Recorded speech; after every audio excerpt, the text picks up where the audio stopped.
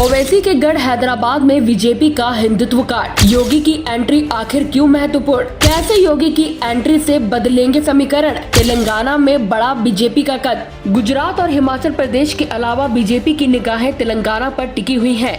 इस राज्य में अपने कद को और मजबूत करने के लिए बीजेपी दिन रात लगी हुई है। यही वजह है कि करीब 18 साल बाद तेलंगाना में बीजेपी राष्ट्रीय कार्यकारिणी की बैठक कर रही है, जिसमें कई बड़े नेता शामिल हुए। केसीआर में बीजेपी को चुनौती की तरह देख रहे हैं, तभी वो बीजेपी पर हमलावर होने का एक मौका नहीं छोड़ रहे। अब इस पूरे खेल में योगी आदित्यनाथ की एंट्री हो गई। भारतीय जनता पार्टी की राष्ट्रीय कार्यकारिणी की बैठक का आज दूसरा दिन है। इसमें शामिल होने से पहले वो ओबीसी की गढ़ हैदराबाद पहुंचे और यहां चार मीनार स्थित भाग्य लक्ष्मी मंदिर में पूजा अर्चना की।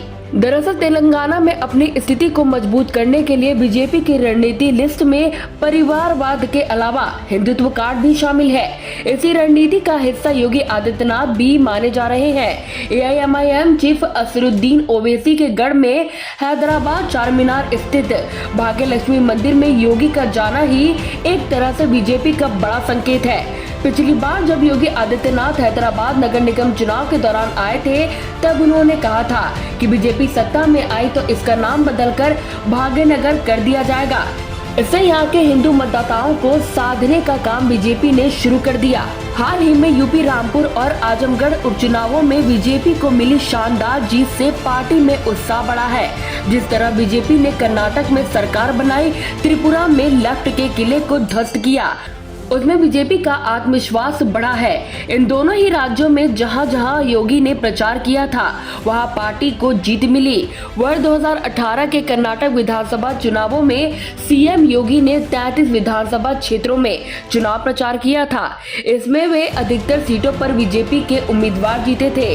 वहीं योगी आदित्यनाथ ने त्रिपुरा में विधानसभा की 20 सीटों पर चुनाव प्रचार किया था, जिसमें से 17 पर बीजेपी ने जीत दर्ज की थी। इस जीत से स्पष्ट है कि बीजेपी यहां के हिंदू वोटर्स को सीएम योगी के जरिए साधने में सफल रही थी।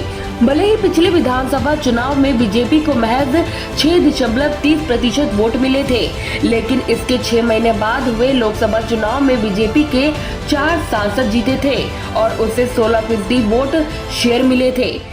इसके बाद दुबका विधानसभा सीट से एम रघुवंदन राव की जीत बीजेपी के आत्मविश्वास को बढ़ाया। इसके अलावा ग्रेटर हैदराबाद म्युनिसिपल कॉर्पोरेशन के चुनावी नतीजों में बीजेपी का प्रदर्शन काफी अच्छा रहा था।